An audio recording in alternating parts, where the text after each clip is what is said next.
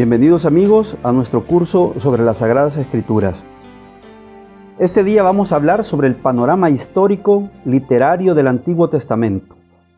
Vamos a ver cómo cada parte de la historia de Israel, cada parte de su vivencia, está marcada también con una parte literaria. Y al revés, cada parte literaria de la Sagrada Escritura está en un contexto en el cual tenemos que ver los sucesos que están ocurriendo en torno, primero, a lo que narran los libros y segundo, al momento en que los libros se escriben, que en algunas ocasiones no es la misma época. Hay libros que se han escrito 200, 300, 1000 años después de los sucesos narrados. Entonces nosotros tenemos que plantear ese conflicto. Y aquí por eso veremos histórico-literario. Haremos una pequeña relación entre ambos aspectos. Y analizaremos cómo en el pueblo de Israel existe la Torá, la ley, que es prácticamente el Pentateuco, los 5 primeros libros de la Biblia, Génesis, Éxodo, Levítico, Números y Deuteronomio. Pero después se anexaron algunos escritos importantes que estaban en torno a un suceso importante en el pueblo de Israel, que es el destierro de Babilonia. Por ejemplo, nosotros hemos oído decir de los profetas menores, los profetas mayores. Los profetas mayores son aquellos que tienen una gran extensión en sus escritos, Isaías, Jeremías, Daniel, etc. Y los profetas menores, aquellos que tienen una pequeña extensión en sus escritos, algunos de ellos un capítulo, 2 capítulos, 3 capítulos. Pero nosotros en este curso haremos una relación con un suceso importante que vivió el pueblo de Israel, que marcó un antes y un después, el destierro de Babilonia, en el año 587. La invasión del rey Nabucodonosor a la región de Judea, a la parte sur del país de Israel. En ese momento vamos a plantearnos 3 tipos de profetas. Los profetas preexílicos o anteriores al exilio de Babilonia, los profetas exílicos que escribieron y predicaron durante el exilio de Babilonia y los profetas posexílicos. Son aquellos que escribieron en la época de la restauración, cuando ellos regresaron de Babilonia a la tierra de Judá. Porque recordemos que los que fueron desterrados a Babilonia fueron los habitantes de Judá, 2 tribus concretas que habitaban en la zona sur: la tribu de Judá y la tribu de Benjamín.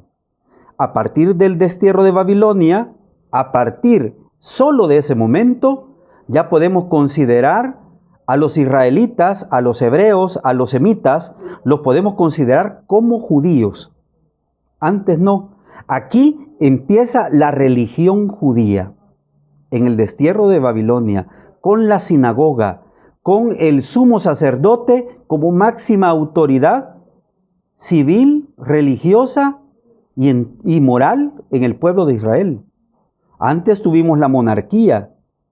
Después tendremos prácticamente el monopolio de la realidad sacerdotal. Durante este periodo se escribirán algunos de los libros del Pentateuco, como el caso de la tradición deuteronómica y la tradición sacerdotal. Luego también tenemos otros escritos que van en distintas etapas. Por ejemplo, los escritos sapienciales, que se escribieron bajo la invasión de los griegos. Y este periodo comprende desde la llegada de Alejandro Magno a la tierra prometida hasta la división de sus ejércitos producto de su muerte. Decíamos en otra clase que Alejandro Magno murió muy joven, 33 años. Y los generales que él había dejado cuidando los territorios de las tierras que él había conquistado, estos se dividieron el mundo a la muerte de Alejandro Magno. Y la tierra prometida será influenciada primero por los Ptolomeos, por los griegos que habitaban en Egipto, y después por los Seleucidas, que son los griegos que habitaron la región de Siria.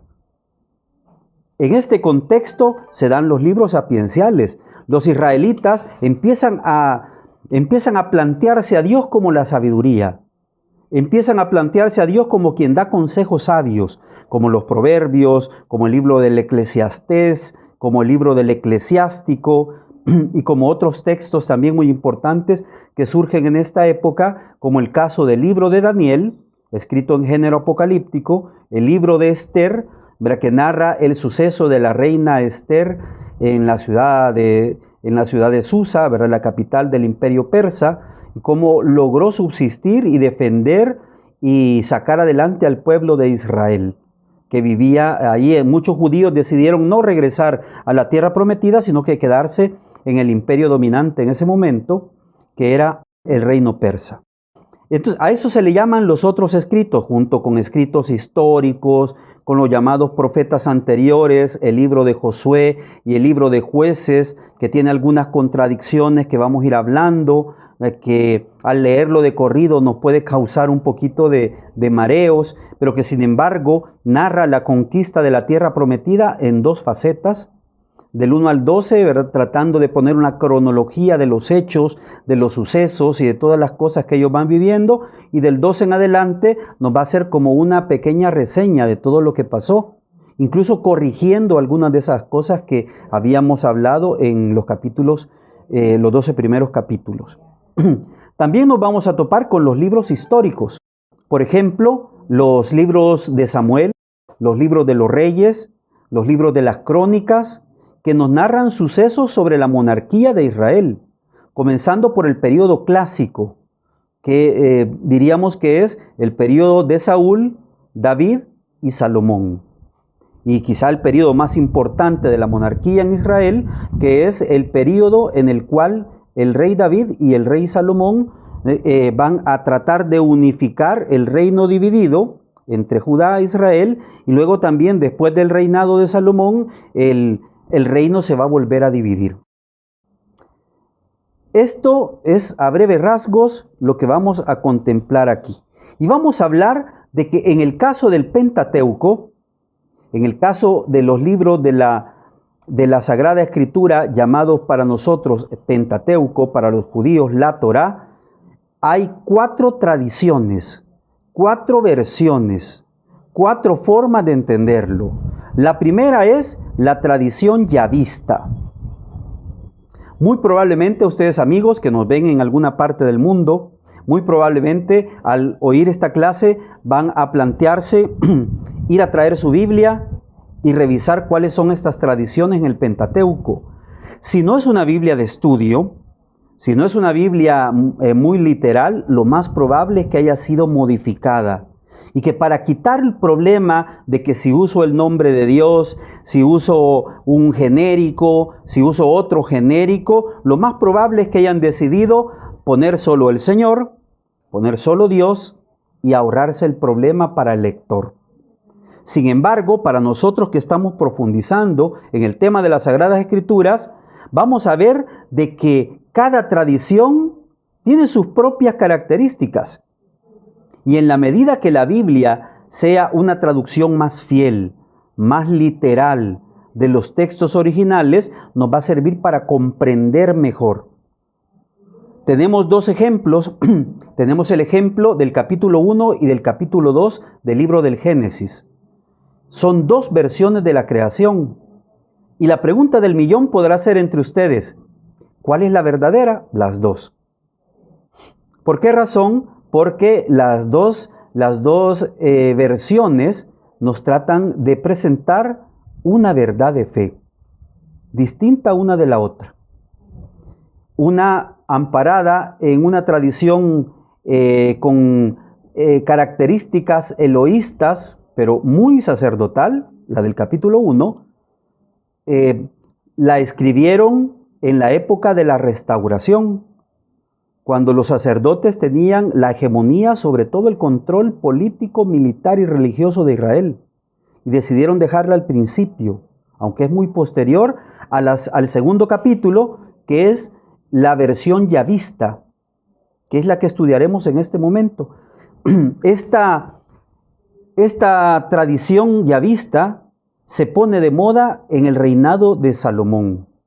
Cuando Salomón decide convocar a los escribas reales, a estas personas que se encargaron de transcribir toda aquella tradición oral y escrita que venía de muchas generaciones y que había pasado por este sistema de papá a hijo, padre a hijo pasaba la fe. Es algo muy triste que nosotros hemos experimentado, estimados amigos de la Iglesia Católica. Hemos dejado de enseñar y de transmitir la fe a nuestros hijos. Y el problema está aquí. Nos dice el Señor en su Evangelio: ¿encontrará la fe el Hijo del Hombre cuando regrese? Esa no es una misión de personas ajenas a nuestra familia. Es un problema de nosotros como padres. Entonces, en esta tradición ya vista, estimados jóvenes, amigos, personas adultas, todos los que nos escuchan y están tomando nota de esta clase, hay una característica esencial. Se usa el nombre sagrado de Dios, Yahvé, que es un nombre propio. No es un nombre genérico, como el Señor de la montaña, como el Señor de los ejércitos. Este es un nombre propio, Yahvé. Yo soy el que soy. Y entonces, en esta tradición se utiliza ese nombre, pero también utiliza una imagen de Dios casi humano. Un Dios que baja a la tierra, se sienta seguramente en el piso, empieza a modelar un muñequito de barro, le abre la nariz, sopla en la nariz, le da la vida y luego regresa para buscarlos y los anda buscando en medio de los matorrales. ¿Dónde están escondidos? ¿Por qué se tapan? Como si Dios no lo supiera todo, como si fuera un ser demasiado cercano, demasiado humano. Y estas características son las propias de la tradición ya vista, contrarias a las demás. Esta da más importancia a las enseñanzas que a las exigencias morales o incluso a las exigencias religiosas, que veremos en otra tradición más adelante. La tradición ya vista entonces nos presenta a un Dios casi humano, nos presenta una relación muy cercana con Dios. ¿Cómo hablo con Dios? Cara a cara con Él. No tengo necesidad de intermediarios, no tengo necesidad de sueños, no tengo necesidad de ir a una montaña, no tengo necesidad de absolutamente nada más que quererme comunicar con Él y Él baja y platica conmigo. Un Dios extremadamente cercano. La tradición ya vista, pero una de las características importantes es que utiliza el nombre sagrado de Dios, el tetragrama sagrado. Aquellas letras del alfabeto hebreo, Yod, Heit, Bat, Heit. La Y, la H, la B y la H. Que en el español la H no tiene sonido, en el hebreo sí. Y entonces este tetragrama, estos 4 signos nos dan un sonido de Yahvé. Yo soy el que soy. Esta es la característica principal de esta tradición llamada yavista. Cuando yo empiezo a leer el Pentateuco, primero tengo que identificar a qué tradición pertenece ese texto. Siguiente tradición, la tradición elohista o eloísta. Se llama así porque usa el nombre común o el nombre genérico dado a Dios, el Elohim, el Adonai, el Señor, o Dios, como ustedes le quieran decir. Este es un nombre que no es un nombre, es un nombre genérico, que nos habla de una característica o de algunas características de Dios siendo el Señor, siendo el jefe, ¿verdad? El patrón, el dueño. Es un nombre genérico y tiene una característica esencial. Dios habla en la lejanía, allá en lo alto, en un sueño, por medio de un vidente, por medio de Moisés, por medio de Aarón, por medio de Josué, por medio de Abraham. Dios habla a través de esos medios. Y además nos pone un Dios extremadamente lejano. muy fuera de la cercanía que tiene con nosotros en la tradición yavista. Entonces, esta tradición nos presenta estas características, la vamos a encontrar en el primer relato de la creación, en el capítulo 1, y en muchos de los demás capítulos. Es posible que todas estas tradiciones estén entrelazadas, que hayan algunos versículos eloístas, otros yavistas y otros de las otras dos tradiciones en cada uno de los capítulos del Pentateuco. Siguiente tradición, la tradición sacerdotal. Da mucha importancia a las leyes eclesiásticas, cómo se debe de vestir un sacerdote, qué debe hacer, cómo se deben de hacer los sacrificios, qué sacrificios se deben de hacer según las necesidades que el pueblo tiene, cómo deben de proceder, por ejemplo, para llevar el arca de la alianza, cómo construyen y levantan el templo en cada momento en que llegan a una situación en la que el templo tiene que ser erigido, la llamada tienda del encuentro, en todo el trayecto que los israelitas hicieron por el desierto. Y la tradición sacerdotal fue hecha al final del periodo de la restauración, o sea, ya muy cerca de la venida del Mesías.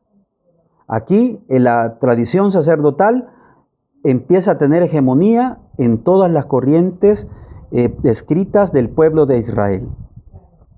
Nos vamos a encontrar mucho de ella en el libro del Levítico, en el libro del Deuteronomio, en el libro del Éxodo e incluso también en el libro del Génesis. Y por último, una tradición que no solo se quedó en el Pentateuco, sino que abarcó también a los llamados profetas anteriores, o sea, al libro de Josué y al libro de los jueces. Se llama la tradición deuteronómica. Deuteronómico viene de deuteronómico, que significa segundo canon o segunda ley. Saben ustedes que el libro del Deuteronomio tiene citas muy paralelas al libro del Éxodo, muy parecidas, como la entrega de las tablas de la ley. Y si en el libro del Éxodo hay más o menos 17 preceptos de la ley de Dios, en el libro del Deuteronomio hay más de 600 preceptos. Porque como lo escribieron los sacerdotes, además de poner el precepto, fueron explicando según sus criterios, según la inspiración que Dios les daba, fueron explicando en qué consistía cada uno de los preceptos. Y sacaron más de 600 preceptos.